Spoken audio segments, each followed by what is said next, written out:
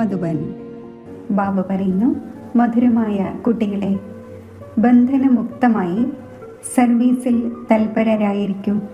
കാരണം ഈ സർവീസിൽ വളരെ ഉയർന്ന സമ്പാദ്യമുണ്ട്. 21 ജന്മത്തേക്ക് നിങ്ങൾ വൈകുണ്ഠത്തിൻ്റെ അധികാരിയാകുന്നു. ചോദ്യം: ഓരോ കുട്ടിയും ഏതൊരു ശീലം ഉണ്ടാക്കേണ്ടത് ആവശ്യമാണ്? ഉത്തരം: മുരളിയിലെ പോയിന്റ്സിനെ കുറിച്ച് മനസ്സിലാക്കിച്ചു കൊടുക്കുന്നതിൻ്റെ ബ്രാഹ്മണി, അതായത് ടീച്ചർ അഥവാ എവിടെയെങ്കിലും പോകുന്നുവെങ്കിൽ പരസ്പരം ഒത്തുചേർന്ന് ക്ലാസ് നടത്തേണ്ടതാണ്. അഥവാ മുരളി കേൾപ്പിക്കുന്നത് അഭ്യസിക്കുന്നില്ലെങ്കിൽ തനിക്ക് സമാനം എങ്ങനെയാക്കി മാറ്റും? ബ്രാഹ്മണി ഇല്ലെങ്കിൽ കുഴങ്ങിപ്പോകുവാൻ പാടില്ല. പഠനം സിമ്പിളാണ്. ക്ലാസ് നടത്തിക്കൊണ്ടിരിക്കൂ. ഈ പ്രാക്ടീസും ചെയ്യേണ്ടതുണ്ട്. ഗീതം മുഖം നോക്കൂ പ്രാണി. ഓം ശാന്തി. കുട്ടികൾ കേൾക്കുമ്പോൾ സ്വയം ആത്മാവാണ് എന്ന നിശ്ചയം വരുത്തി ഇരിക്കണം. ബാബയാകുന്ന പരമാത്മാവ് നമ്മെ കേൾപ്പിച്ചു കൊണ്ടിരിക്കുകയാണ് എന്ന നിശ്ചയവും വരുത്തണം. ഈ ഡയറക്ഷൻ അഥവാ മതം ഒരേ ഒരു ബാബയാണ് നൽകുന്നത്. അതിനെ ശ്രീമത് എന്ന് പറയുന്നു. ശ്രീ എന്നാൽ ശ്രേഷ്ഠത്തിലും ശ്രേഷ്ഠം. ആ ഒന്ന് പരിധിയില്ലാത്ത അച്ഛനാണ്. ആ ഒന്നിനെ ഉയർന്നതിലും ഉയർന്ന ഭഗവാൻ എന്ന് പറയുന്നു. ധാരാളം മനുഷ്യരുണ്ട്. അവർ ആ സ്നേഹത്തോടെ പരമാത്മാവാകുന്ന അച്ഛനെ മനസ്സിലാക്കുന്നതേയില്ല. ശിവന്റെ ഭക്തി ചെയ്യുന്നുണ്ട്, വളരെ സ്നേഹപൂർവ്വം ഓർമ്മിക്കുന്നുണ്ട്. പക്ഷേ മനുഷ്യർ എല്ലാവരിലും ആത്മാവുണ്ട് എന്ന് പറഞ്ഞിരിക്കുന്നു. അപ്പോൾ ആ സ്നേഹം ആരോട് വയ്ക്കും? അതിനാൽ ബാബയോട് വിപരീത ബുദ്ധിയായി പോയി. ഭക്തിയിൽ എന്തെങ്കിലും ദുഃഖമോ രോഗമോ ആദിയായവ ഉണ്ടാകുന്നു എങ്കിൽ പ്രീതി കാണിക്കുന്നു, ഭഗവാനെ രക്ഷിക്കൂ എന്ന് പറയുന്നു. കുട്ടികൾക്കറിയാം, ഗീത ഭഗവാന്റെ മുഖത്തിലൂടെ പാടപ്പെട്ട ശ്രീമത്താണ്. ഭഗവാൻ രാജയോഗം പഠിപ്പിച്ചതോ ശ്രീമത് നൽകിയതോ ആയ മറ്റൊരു ശാസ്ത്രവുമില്ല. ഭാരതത്തിൻ്റെ ഒരേ ഒരു ഗീതയാണ്. അതിൻ്റെ പ്രഭാവവും വളരെയധികമുണ്ട്. ഒരു ഗീത തന്നെയാണ് ഭഗവാനാൽ പാടപ്പെട്ടത്. ഭഗവാൻ എന്ന് പറയുമ്പോൾ ഒരു നിരാകാരൻ്റെ നേർക്ക് തന്നെയാണ് ദൃഷ്ടി പോകുന്നത്. വിരൽ കൊണ്ട് സൂചനയും മുകളിലേക്കാണ് നൽകുന്നത്. ശ്രീകൃഷ്ണനെ കുറിച്ച് ഒരിക്കലും ഇങ്ങനെ പറയില്ല. കാരണം കൃഷ്ണൻ ദേഹധാരിയാണല്ലോ. നിങ്ങൾക്ക് ഇപ്പോൾ ആ ഒന്നിനോടുള്ള ബന്ധത്തെക്കുറിച്ച് മനസ്സിലായി കഴിഞ്ഞു. അതിനാൽ പറയുന്നു, ബാബയെ ഓർമ്മിക്കൂ, ആ ഒന്നിനോട് പ്രീതി വയ്ക്കൂ. ആത്മാവ് തൻ്റെ പിതാവിനെയാണ് ഓർമ്മിക്കുന്നത്. ഇപ്പോൾ ആ ഭഗവാൻ കുട്ടികളെ പഠിപ്പിച്ചുകൊണ്ടിരിക്കുന്നു. അതിനാൽ ആ ലഹരി വളരെയധികം കയറേണ്ടതാണ്. മാത്രമല്ല, ലഹരി സ്ഥായിയായി കയറുകയും വേണം. ബ്രാഹ്മണി മുന്നിലുള്ളപ്പോൾ ലഹരി കയറുകയും ബ്രാഹ്മണി ഇല്ലാത്തപ്പോൾ ലഹരി നഷ്ടപ്പെടുകയും ചെയ്യുക. ബ്രാഹ്മണി ഇല്ലാതെ നമുക്ക് ക്ലാസ് നടത്തുവാൻ സാധിക്കില്ല. ഇങ്ങനെ പാടില്ല. ചില സെന്റേഴ്സിനെ കുറിച്ച് ബാബ മനസ്സിലാക്കിച്ചു തരുന്നു. എവിടെ നിന്നെങ്കിലും 5-6 മാസം പോലും ബ്രാഹ്മണി പുറത്തു പോവുകയാണെങ്കിൽ പരസ്പരം സെന്റർ പരിപാലിക്കുന്നു. കാരണം പഠനം സിമ്പിളാണ്. ചിലരാണെങ്കിൽ ബ്രാഹ്മണി ഇല്ലെങ്കിൽ അന്ധന്മാരെയും മുടന്തരെയും പോലെ ആകുന്നു. ബ്രാഹ്മണി പുറത്തു പോയെങ്കിൽ സെന്ററിൽ പോകുന്നത് ഉപേക്ഷിക്കും. വളരെ പേർ ഇരിക്കുന്നുണ്ട്, ക്ലാസ് നടത്തുവാൻ സാധിക്കുന്നില്ല. ഗുരു പുറത്തു പോവുകയാണെങ്കിൽ പിന്നീട് ശിഷ്യന്മാർ പരിപാലിക്കാറുണ്ടല്ലോ. കുട്ടികൾക്ക് സർവീസ് ചെയ്യണം. സ്റ്റുഡൻസും നമ്പർ വാർ തന്നെയായിരിക്കും. ബാബ്ദാദയ്ക്കറിയാം എവിടെ ഫസ്റ്റ് ക്ലാസ് ആയവരെ അയക്കണം. കുട്ടികൾ ഇത്രയും വർഷം പഠിച്ചു. പരസ്പരം കൂടിച്ചേർന്ന് സെന്റർ നടത്തിക്കുവാൻ കുറച്ചൊക്കെ ധാരണയുണ്ടായിട്ടുണ്ടാകും. മുരളി ലഭിക്കുക തന്നെ ചെയ്യുന്നു. പോയിന്റ്സിന്റെ ആധാരത്തിലാണ് മനസ്സിലാക്കിക്കുന്നത്. കേൾക്കുന്നതിൻ്റെ ശീലമുണ്ടായി, പിന്നെ കേൾപ്പിക്കുന്നതിൻ്റെ ശീലം ഉണ്ടാകുന്നില്ല. ഓർമ്മയിൽ ഇരിക്കുകയാണെങ്കിൽ ധാരണയും ഉണ്ടാകും. ശരി, ബ്രാഹ്മണി പോകുന്നുവെങ്കിൽ നമ്മൾ സെന്റർ പരിപാലിക്കാം എന്ന് പറയുന്ന ആരെങ്കിലും സെന്ററിൽ ഉണ്ടായിരിക്കേണ്ടതാണ്. ബാബ ബ്രാഹ്മണിയെ എവിടെയെങ്കിലുമുള്ള നല്ല സെന്ററിൽ സേവനത്തിന് വേണ്ടി അയച്ചിരിക്കുന്നു. ബ്രാഹ്മണിയില്ലാതെ കുഴങ്ങിപ്പോകുവാൻ പാടില്ല. ബ്രാഹ്മണിയെ പോലെ ആവുകയില്ല എങ്കിലും മറ്റുള്ളവരെ തനിക്ക് സമാനം എങ്ങനെയാക്കും? പ്രജകളെ എങ്ങനെ തയ്യാറാക്കും? മുരളിയാണെങ്കിൽ എല്ലാവർക്കും ലഭിക്കുന്നുണ്ട്. കുട്ടികൾക്ക് സന്തോഷമുണ്ടാകണം.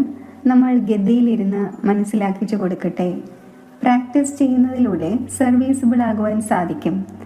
ബാബ ചോദിക്കുന്നു, സർവീസിബിൾ ആയി കഴിഞ്ഞുവോ? അപ്പോൾ ആരും വരുന്നില്ല. സർവീസിന് വേണ്ടി ലീവ് എടുക്കണം. എവിടെ സേവനത്തിന് വേണ്ടി വിളിച്ചാലും അവിടെ ലീവ് എടുത്ത് പോകേണ്ടതാണ്. ആരാണോ ബന്ധനമുക്തരായ കുട്ടികൾ അവർക്ക് ഇങ്ങനെയുള്ള സർവീസ് ചെയ്യുവാൻ സാധിക്കും. ആ ഗവൺമെന്റിനേക്കാൾ ഈ ഗവൺമെന്റിന്റെ സമ്പാദ്യം വളരെ ഉയർന്നതാണ്. ഭഗവാനാണ് പഠിപ്പിക്കുന്നത്. അതിലൂടെ നിങ്ങൾ 21 ജന്മത്തേക്ക് വൈകുണ്ഠത്തിന്റെ അധികാരിയാകുന്നു. എത്ര ഭാരിച്ച വരുമാനമാണ്! ആ സമ്പാദ്യത്തിലൂടെ എന്ത് ലഭിക്കും? അല്പകാലത്തെ സുഖം. ഇവിടെയാണെങ്കിൽ വിശ്വത്തിന്റെ അധികാരിയാകുന്നു. ആർക്കാണോ ഉറച്ച നിശ്ചയമുള്ളത് അവർ പറയും, നമ്മൾ ഈ സേവനത്തിൽ മുഴുകട്ടെ. പക്ഷേ പൂർണ്ണമായും ലഹരി ആവശ്യമാണ്. നമുക്ക് ആർക്കെങ്കിലും മനസ്സിലാക്കിച്ചു കൊടുക്കുവാൻ സാധിക്കുന്നുണ്ടോ എന്ന് നോക്കണം. വളരെ സഹജമാണ്. കലിയുഗ അന്ത്യത്തിൽ ഇത്രയും കോടിക്കണക്കിന് മനുഷ്യരുണ്ട്. സത്യയുഗത്തിൽ തീർച്ചയായും കുറച്ചു പേരായിരിക്കും ഉണ്ടായിരിക്കുക. അതിൻ്റെ സ്ഥാപനയ്ക്കു വേണ്ടി തീർച്ചയായും ബാബ സംഗമത്തിൽ തന്നെ വരും. പഴയ ലോകത്തിൻ്റെ വിനാശം ഉണ്ടാകണം. മഹാഭാരത യുദ്ധവും പ്രസിദ്ധമാണ്. ഇത് നടക്കുന്നതും ഭഗവാൻ വന്ന് സത്യയുഗത്തിന് വേണ്ടി രാജയോഗം പഠിപ്പിച്ച് രാജാക്കന്മാരുടെയും രാജാവാക്കുമ്പോഴാണ്. കർമാതീത അവസ്ഥയെ പ്രാപ്തമാക്കിക്കുന്നു. പറയുന്നു, ദേഹസഹിതം ദേഹത്തിൻ്റെ സർവസംബന്ധവും ഉപേക്ഷിച്ച് എന്നെ മാത്രം ഓർമ്മിക്കൂ, എങ്കിൽ പാപം മുറിയും. സ്വയം ആത്മാവാണ് എന്ന് മനസ്സിലാക്കി ബാബയെ ഓർമ്മിക്കണം. ഇതാണ് പ്രയത്നം. യോഗം എന്നതിൻ്റെ അർത്ഥം ഒരു മനുഷ്യൻ പോലും അറിയുന്നില്ല. ബാബ മനസ്സിലാക്കിച്ചു തരുന്നു, ഭക്തി മാർഗവും ഡ്രാമയിൽ അടങ്ങിയിട്ടുണ്ട്. ഭക്തിമാർഗം നടക്കുക തന്നെ വേണം. കളി തയ്യാറാക്കപ്പെട്ടിരിക്കുന്നത് ജ്ഞാനം, ഭക്തി, വൈരാഗ്യം എന്നാണ്. വൈരാഗ്യവും 2 പ്രകാരത്തിലുണ്ട്. ഒന്ന് പരിധിയുള്ള വൈരാഗ്യമാണ്. രണ്ടാമത്തേത് ഈ പരിധിയില്ലാത്ത വൈരാഗ്യമാണ്. ഇപ്പോൾ നിങ്ങൾ കുട്ടികൾ മുഴുവൻ പഴയ ലോകത്തെയും മറക്കുന്നതിൻ്റെ പുരുഷാർത്ഥം ചെയ്യുന്നു. കാരണം നിങ്ങൾക്കറിയാം, ഇപ്പോൾ നമ്മൾ ശിവാലയത്തിലേക്ക്, പാവന ലോകത്തിലേക്ക് പോയിക്കൊണ്ടിരിക്കുകയാണ്. നിങ്ങൾ എല്ലാ ബ്രഹ്മകുമാർ കുമാരിമാർ സഹോദരന്മാരാണല്ലോ. വികാരത്തിൻ്റെ ദൃഷ്ടി ഉണ്ടാവുക സാധ്യമല്ല. ഈ കാലത്ത് സർവരുടെയും ദൃഷ്ടി ക്രിമിനൽ ആയി കഴിഞ്ഞു. തമോ പ്രധാനമാണല്ലോ. ഇതിൻ്റെ പേര് തന്നെ നരകം എന്നാണ്. പക്ഷേ സ്വയം തന്നെ നരകവാസിയായി മനസ്സിലാക്കുന്നില്ല, സ്വയമേ അറിയുന്നില്ല. അപ്പോൾ പറയുന്നു, സ്വർഗവും നരകവും ഇവിടെ തന്നെയാണ്. ആരുടെ മനസ്സിൽ എന്ത് വന്നുവോ അത് പറയുന്നു. ഇത് സ്വർഗമൊന്നുമല്ല. സ്വർഗത്തിലാകട്ടെ കിങ്ഡം ഉണ്ടായിരുന്നു. റിലീജിയസ്, റൈറ്റിയസ് ആയിരുന്നു. എത്ര ബലം ഉണ്ടായിരുന്നു. ഇപ്പോൾ വീണ്ടും നിങ്ങൾ പുരുഷാർത്ഥം ചെയ്തുകൊണ്ടിരിക്കുന്നു. വിശ്വത്തിൻ്റെ അധികാരിയായി മാറും. ഇവിടെ നിങ്ങൾ വരുന്നത് തന്നെ വിശ്വത്തിൻ്റെ അധികാരിയാകുവാനാണ്. ആരെയാണോ ശിവപരമാത്മാവ് എന്ന് പറയുന്നത്, ആ ഹെവൻലി ഗോഡ് ഫാദർ നിങ്ങളെ പഠിപ്പിക്കുകയാണ്. കുട്ടികളിൽ എത്ര ലഹരി ഉണ്ടായിരിക്കേണ്ടതാണ്. തികച്ചും ഈസിയായ നോളജാണ്. നിങ്ങൾ കുട്ടികളിൽ ഏതെല്ലാം പഴയ ശീലങ്ങളുണ്ടോ അവ ഉപേക്ഷിക്കണം. അസൂയയുടെ ശീലവും വളരെ നഷ്ടമുണ്ടാക്കുന്നു. നിങ്ങളുടെ മുഴുവൻ ആധാരവും മുരളിയുടെ മേലാണ്. നിങ്ങൾക്ക് ആരെയും മുരളിയെക്കുറിച്ച് മനസ്സിലാക്കിച്ചു കൊടുക്കുവാൻ സാധിക്കും. പക്ഷേ ഉള്ളിൽ അസൂയ ഉണ്ടായിരിക്കും. ഇവർ ബ്രാഹ്മണിയൊന്നുമല്ല, ഇവർക്ക് എന്തറിയാം. കഴിഞ്ഞു, അടുത്ത ദിവസം വരിക പോലുമില്ല. ഇങ്ങനെയുള്ള പഴയ ശീലങ്ങൾ ഉണ്ടായിരിക്കുന്നത് കാരണം ഡിസർവീസും ഉണ്ടാകുന്നു. ജ്ഞാനമാണെങ്കിൽ വളരെ സഹജമാണ്. കുമാരിമാർക്ക് ഏതെങ്കിലും തൊഴിലോ മറ്റോ ഇല്ല. അവരോട് ചോദിക്കുകയാണ്, ആ പഠനം നല്ലതാണോ അതോ ഈ പഠനം നല്ലതാണോ? അപ്പോൾ പറയുന്നു, ഇത് വളരെ നല്ലതാണ്. ബാബ, ഇപ്പോൾ നമ്മൾ ആ പഠനം പഠിക്കുകയില്ല, ആഗ്രഹം തോന്നുന്നില്ല. ലൗകിക അച്ഛൻ ജ്ഞാനത്തിലില്ലെങ്കിൽ അടികൊള്ളും. പിന്നെ ചില പെൺകുട്ടികൾ ദുർബലവുമായിരിക്കും. മനസ്സിലാക്കിച്ചു കൊടുക്കേണ്ടതാണ്, ഈ പഠനത്തിലൂടെ നമ്മൾ മഹാറാണിയായി മാറും. ആ പഠനത്തിലൂടെ ചില്ലി കാശിൻ്റെ എന്ത് ജോലി ചെയ്യുവാനാണ്? ഈ പഠനമാണെങ്കിൽ ഭാവിയിലെ 21 ജന്മത്തേക്ക് വേണ്ടി സ്വർഗത്തിൻ്റെ അധികാരിയാക്കി മാറ്റുന്നു. പ്രജയും സ്വർഗവാസി ആകുന്നുവല്ലോ. ഇപ്പോൾ എല്ലാവരും നരകവാസിയാണ്.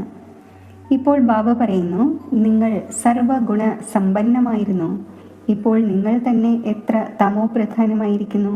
പടികൾ ഇറങ്ങി വന്നിരിക്കുന്നു.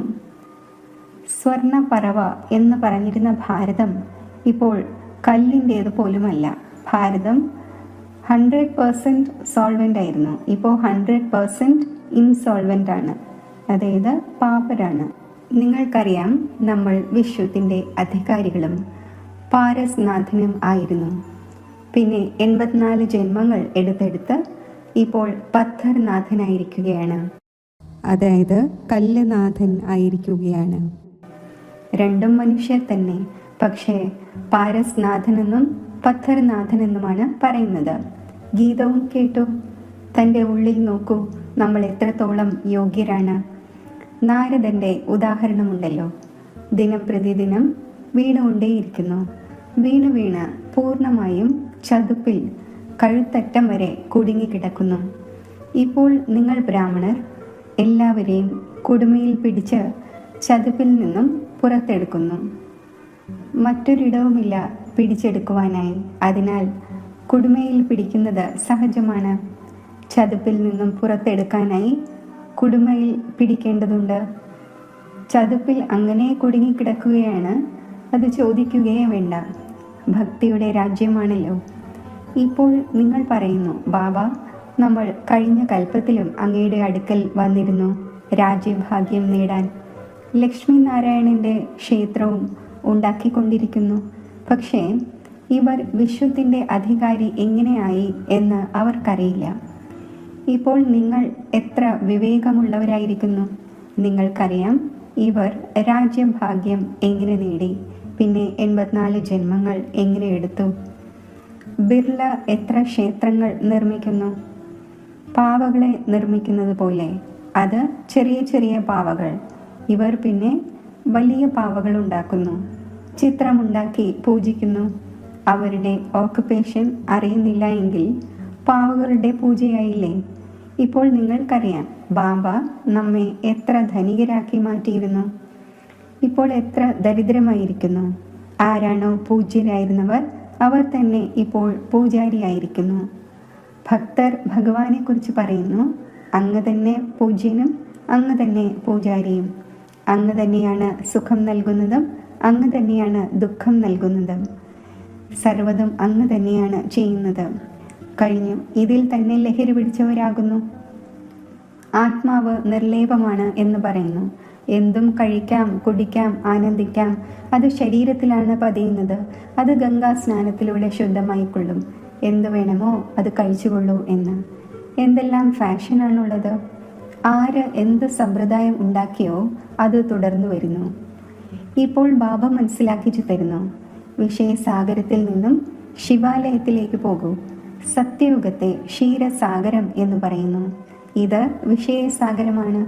നിങ്ങൾക്കറിയാം, നമ്മൾ 84 ജന്മങ്ങളെടുത്ത് പതീതമായിരിക്കുന്നു. അതിനാൽ പതീത പാവനായ ബാബയെ വിളിക്കുന്നു. ചിത്രങ്ങൾ ഉപയോഗിച്ച് മനസ്സിലാക്കിച്ചു കൊടുക്കുന്നു. അപ്പോൾ മനുഷ്യർ സഹജമായി മനസ്സിലാക്കട്ടെ. ഏണിപ്പടിയിലും മുഴുവൻ 84 ജന്മങ്ങളുടെയും വൃത്താന്തമുണ്ട്. ഇത്രയും സഹജമായ കാര്യം പോലും ആർക്കെങ്കിലും മനസ്സിലാക്കിച്ചു കൊടുക്കുവാൻ സാധിക്കുന്നില്ലെങ്കിൽ ബാബ മനസ്സിലാക്കും, പൂർണ്ണമായും പഠിക്കുന്നില്ല, ഉന്നതി ചെയ്യുന്നില്ല. ബ്രാഹ്മണരായ നിങ്ങളുടെ കർത്തവ്യമാണ് ഭ്രമരത്തെ പോലെ കീടങ്ങളെ ഊതി ഊതി തനിക്ക് സമാനമാക്കണം. നിങ്ങളുടെ പുരുഷാർത്ഥമാണ് സർപ്പത്തെ പോലെ പഴയ തോൽ ഉപേക്ഷിച്ച് പുതിയത് എടുക്കുന്നതിൻ്റേത്. നിങ്ങൾക്കറിയാം, ഇത് പഴയ ജീർണിച്ച ശരീരമാണ്.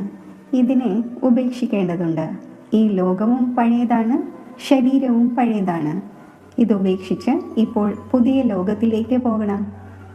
നിങ്ങളുടെ ഈ പഠനം തന്നെ പുതിയ ലോകമായ സ്വർഗത്തിനു വേണ്ടിയാണ്. ഈ പഴയ ലോകം സമാപ്തമാകേണ്ടതുണ്ട്. സാഗരത്തിൻ്റെ ഒരു തിരമാല കൊണ്ട് തന്നെ മുഴുവനും ആടി ഉലയും. വിനാശം സംഭവിക്കുക തന്നെ വേണമല്ലോ. നാച്ചുറൽ കലാമിറ്റീസ് ആരെയും വിടുകയില്ല. ശരി, മധുരമായ വളരെ കാലം വേർപിരിഞ്ഞ ശേഷം തിരിച്ചു കിട്ടിയ കുട്ടികൾക്ക് മാതാവും പിതാവുമായ ബാബ് ദാദയുടെ സ്നേഹ സ്മരണകൾ. Good morning. ആത്മീയ അച്ഛൻ്റെ ആത്മീയ കുട്ടികൾക്ക് നമസ്തേ. ധാരണയ്ക്കുള്ള മുഖ്യസാരം: ഉള്ളിൽ ഈർഷ്യ ആദിയായ ഏതെങ്കിലും പഴയ ശീലങ്ങളുണ്ടോ? അവ ഉപേക്ഷിച്ച് പരസ്പരം വളരെ സ്നേഹത്തോടെ യോജിച്ചിരിക്കണം. ഈർഷ്യ കാരണം പഠനം ഉപേക്ഷിക്കരുത്. ഈ പഴയ ജീർണിച്ച ശരീരത്തിൻ്റെ ബോധം ഉപേക്ഷിക്കണം. ഭ്രമരത്തെ പോലെ ജ്ഞാനം ഊതി ഊതി കീടങ്ങളെ തനിക്ക് സമാനം ആക്കുന്നതിൻ്റെ സേവനം ചെയ്യണം. ഈ ആത്മീയ തൊഴിലിൽ മുഴുകണം. വരദാനം: മനസ്സ ബന്ധനങ്ങളിൽ നിന്നും മുക്തമായി അതീന്ദ്രിയ സുഖത്തിൻ്റെ അനുഭൂതി ചെയ്യുന്ന മുക്തിദാതാവായി ഭവിക്കട്ടെ. അതീന്ദ്രിയ സുഖത്തിൽ ഊഞ്ഞാലാടുക എന്നത് സംഗമയുഗി ബ്രാഹ്മണരുടെ വിശേഷതയാണ്. എന്നാൽ മനസ്സ സങ്കല്പങ്ങളുടെ ബന്ധനം ആന്തരിക സന്തോഷത്തിൻ്റെയും അതീന്ദ്രിയ സുഖത്തിൻ്റെയും അനുഭവം ചെയ്യാൻ അനുവദിക്കില്ല. വ്യർത്ഥ സങ്കല്പങ്ങളുടെയും ഈർഷ്യയുടെയും അലക്ഷ്യത്തിൻ്റെയും ആലസ്യത്തിൻ്റെയും സങ്കല്പങ്ങളുടെ ബന്ധനത്തിൽ ബന്ധിക്കുന്നത് തന്നെയാണ് മനസ്സ ബന്ധനം. ഇങ്ങനെയുള്ള ആത്മാവ് അഭിമാനത്തിന് വശപ്പെട്ട് മറ്റുള്ളവരുടെ ദോഷം തന്നെ ചിന്തിച്ചുകൊണ്ടിരിക്കും. അവരുടെ തിരിച്ചറിവിൻ്റെ ശക്തി സമാപ്തമായി പോകുന്നു. അതിനാൽ ഈ സൂക്ഷ്മ ബന്ധനത്തിൽ നിന്നും മുക്തമാകൂ. അപ്പോൾ മുക്തിദാതാവായി മാറുവാൻ സാധിക്കും. സ്ലോഗൻ: താങ്കളുടെ അടുക്കൽ ദുഃഖത്തിൻ്റെ അലകൾ പോലും വരാത്ത വിധം സന്തോഷങ്ങളുടെ ഖനിയാൽ സമ്പന്നമായിരിക്കൂ. അവ്യക്ത സൂചന: സങ്കല്പങ്ങളുടെ ശക്തി ശേഖരിച്ച് ശ്രേഷ്ഠ സേവനത്തിന് നിമിത്തമാകും. ഏതൊരു ശ്രേഷ്ഠ സങ്കല്പമാകുന്ന ബീജത്തെയും ഫലഭൂവിഷ്ടം ആക്കുന്നതിനുള്ള സഹജ ഉപാധി ഒന്നു തന്നെയാണ്. അതാണ് സദാ ബീജരൂപമായ ബാബയിൽ നിന്നും ഓരോ സമയത്തും സർവശക്തികളുടെയും ബലം ആ ബീജത്തിൽ നിറച്ചുകൊണ്ടിരിക്കണം. ബീജരൂപത്തിലൂടെ താങ്കളുടെ സങ്കല്പമാകുന്ന ബീജം സഹജമായും സ്വതവേയും അഭിവൃദ്ധി നേടി ഫലഭൂവിഷ്ടമാകും. സങ്കല്പശക്തി ശേഖരിക്കപ്പെടും. ഓം ശാന്തി. യോഗത്തിൻ്റെ അഭ്യാസം.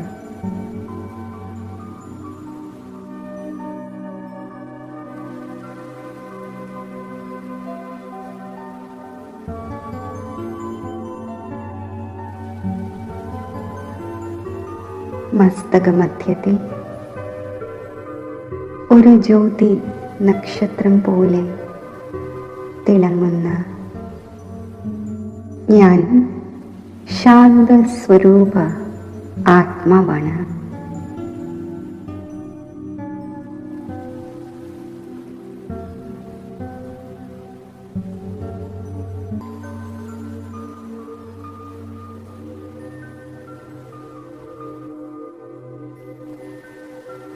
എന്നിൽ ശാന്തിയുടെ അക്ഷയ ഖജനാവ് നിറഞ്ഞിരിക്കുന്നു.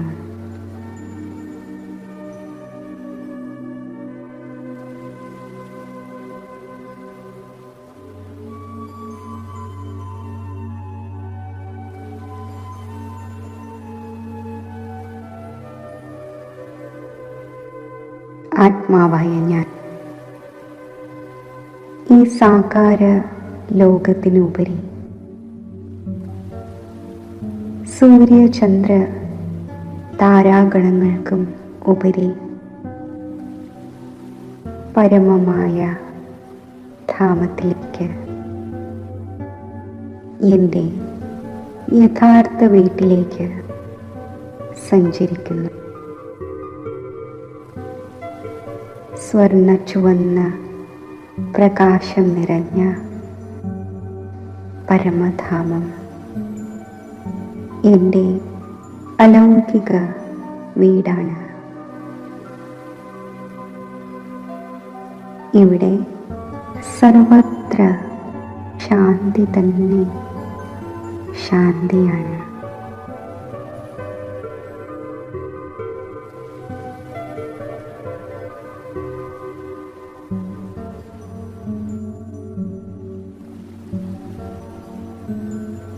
ഈ മധുരമായ ശാന്തി നിറഞ്ഞ ധാമത്തിൽ എൻ്റെ പ്രിയപ്പെട്ട ശിവപരമാത്മാവിനെ ഞാൻ കാണുകയാണ്.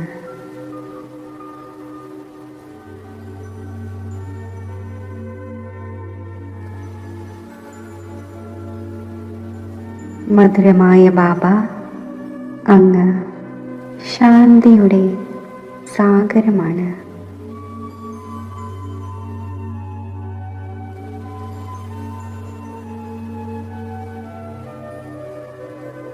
പരമാത്മാവിൽ നിന്നും ശാന്തിയുടെ ദിവ്യ കിരണങ്ങൾ പ്രസരിക്കുകയാണ്. ആനന്ദ കിരണങ്ങൾ നിറയുകയാണ്.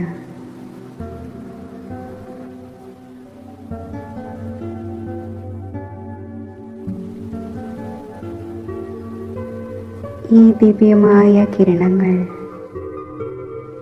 വിശ്വത്തിലെ അശാന്തമായ ആത്മാക്കളിലേക്ക്